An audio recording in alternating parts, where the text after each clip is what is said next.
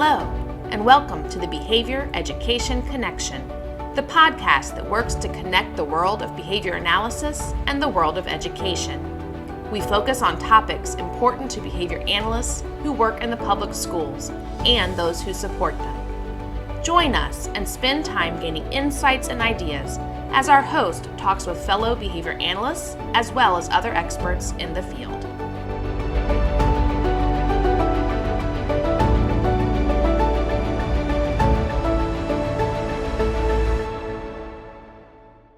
Welcome back to another edition of the Behavior Education Connection.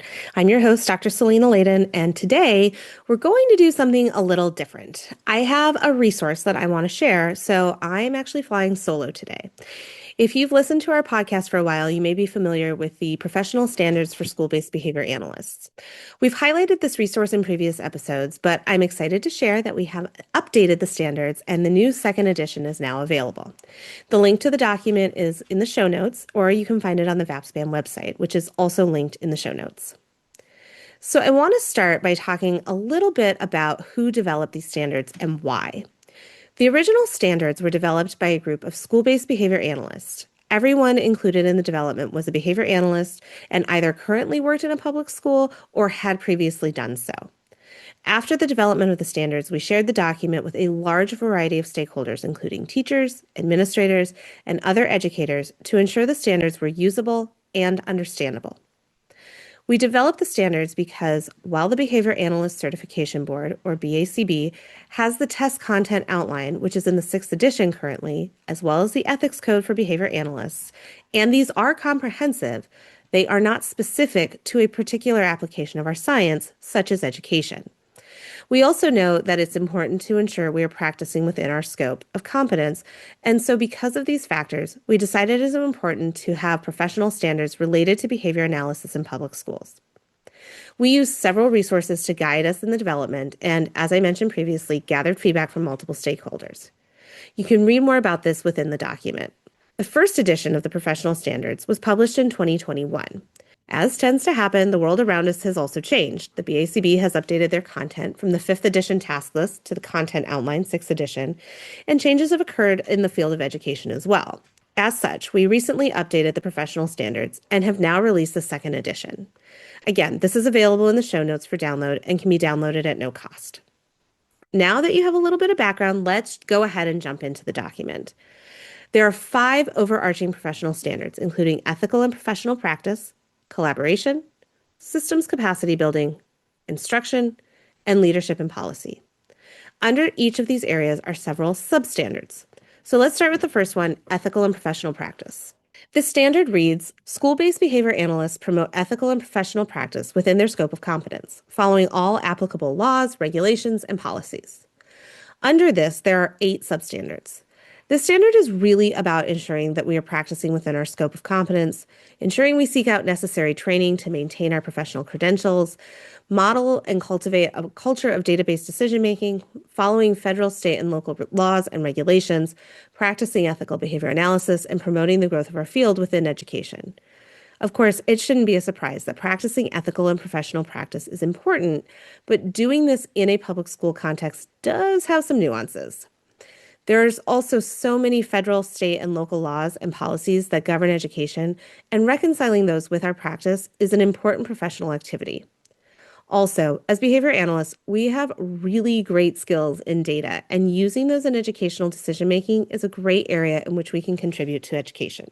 The second standard is collaboration, and it reads that school-based behavior analysts collaborate with stakeholders to both successfully practice within their scope of competence, while also expanding their scope of competence to improve outcomes for students by designing, implementing, and/or evaluating services that are culturally and contextually appropriate to improve socially significant behavior. If you have worked in a public school or worked with a public school, you likely understand the importance of collaboration. While we should collaborate as behavior analysts more generally, effective collaboration in schools is critical. Particularly with special education, there are so many instances in which we make decisions, implement interventions, engage in strategic planning, and disseminate information and resources as a team. There are also so many teams that we are a part of. IEP teams, grade level teams, school teams, district level teams, MTSS teams, professional development teams, and so on. We need to understand that we cannot work in a silo. School-based behavior analysts collaborate with teachers, administrators, school psychologists, speech language pathologists, paraprofessionals, central office or district level administrators, families, and so many others. Each of these requires a high level of skill, and collaboration is critical for us to be able to practice effectively. Standard 3 reads, school-based behavior analysts build capacity of school personnel and promote sustained systems change using data-informed practices to improve student outcomes and reduce the need for crisis interventions. This standard is so important that we had to break it into 3 parts, which includes school-wide systems, professional development, and behavior analytics supervision. The roles and responsibilities of school-based behavior analysts can vary immensely from district to district, and even within districts at a time. But because of that, the focus may be at the student level, the classroom level, school level, or district level, or anywhere in between. And a school-based behavior analyst may support one or more of these levels, or even all of these at some capacity.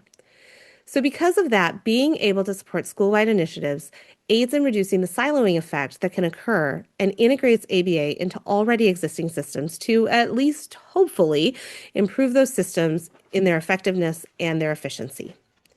Additionally, many school-based behavior analysts provide professional development and training opportunities for teachers, related service personnel, paraeducators, administrators, and other stakeholders. Being able to effectively conduct professional development that results in behavior change is a key set of skills that needs to be learned, practiced, and evaluated. Finally, if we want to promote our field, we need to be able to provide opportunities for others to learn and practice behavior analysis, which may include supervising professionals who want to become a BCBA or a BCABA, or others who are in RBT roles.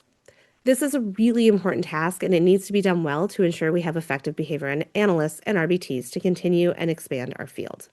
Our next standard is the 4th standard, which reads, school-based behavior analysts improve instructional programs, services, and supports by applying their knowledge of applied behavior analysis at the student, classroom, school, and district system levels. One of the main areas of focus for education is, not surprisingly, instruction. If we are going to be effective, we also need to support instruction, including supporting those who provide instruction. While school-based behavior analysts may or may not be content experts in reading, science, math, social studies, and other subjects, we do have a lot of knowledge and skill related to skill acquisition, and ultimately, instruction is about teaching new behaviors and strengthening behaviors we want to see again in the future. Therefore, we know a lot about how to do this. This is where collaboration is also critical because we want to ensure we are teaching accurate and relevant information and behaviors, but that's where teachers know the instructional strands that need to be taught. But we can help with assessing current performance, demonstrating growth or lack thereof, offering skill acquisition strategies and interventions, and monitoring progress. We can also support functional behavior assessments and other types of assessments and intervention to support student success. Finally, we have our last standard. Standard 5 reads, school-based behavior analysts are leaders within the school system, modeling and promoting meaningful change through data-informed decision-making and fostering an inclusive, culturally responsive, and productive climate at the student, classroom, school, and district levels. School-based behavior analysts really have the ability to not just impact students on the individual basis, but to also influence entire systems. Being able to collaborate with multiple stakeholders, engage in data-informed decision-making, demonstrating high professional standards, demonstrating and supporting effective behavioral systems, providing effective professional development, and fostering leadership in others all lead to stronger systems and are all areas school-based behavior analysts can influence and support. We want to be part of developing a culture of continuous improvement that values mutual trust, interprofessional collaboration, individual expertise, and reciprocal and actionable feedback. This not only creates an improved environment for our students, but also for other stakeholders who support these students. After all, if you work in a public education, improved student success is likely an important goal for you. Improving the lives of students and those who support them helps everyone. So, to recap, we have 5 areas of professional standards: ethical and professional practice, collaboration, systems capacity building, instruction, and leadership and policy. These are all areas in which school-based behavior analysts need to consider their practice and ensure they are growing in these areas. The document also includes alignment with the BACB's test content outline and ethics code. While the professional standards are important for school-based behavior analysts, they don't supplement, but rather complement these other documents from the BACB. School-based behavior analysts still need to be a good behavior analyst, but also need to be good educators and function in an effective manner within that context if that's where they're applying our science. But these standards aren't just a rule book for behavior analysts. They are a bridge to help administrators, human resources, and teachers understand and collaborate with behavior analysts for the ultimate benefit of the students. They open a conversation for how to be effective in an environment that has its own established rules, policies, laws, procedures, and culture.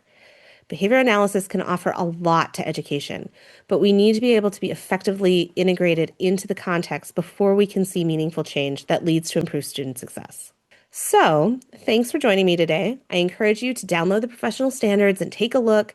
And do me a favor, please feel free to share the professional standards and this podcast with a friend.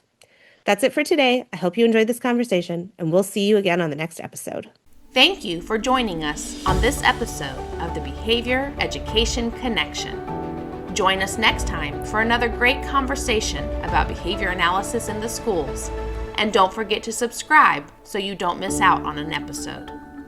Sending out a special thanks to the Virginia Department of Education for supporting our work.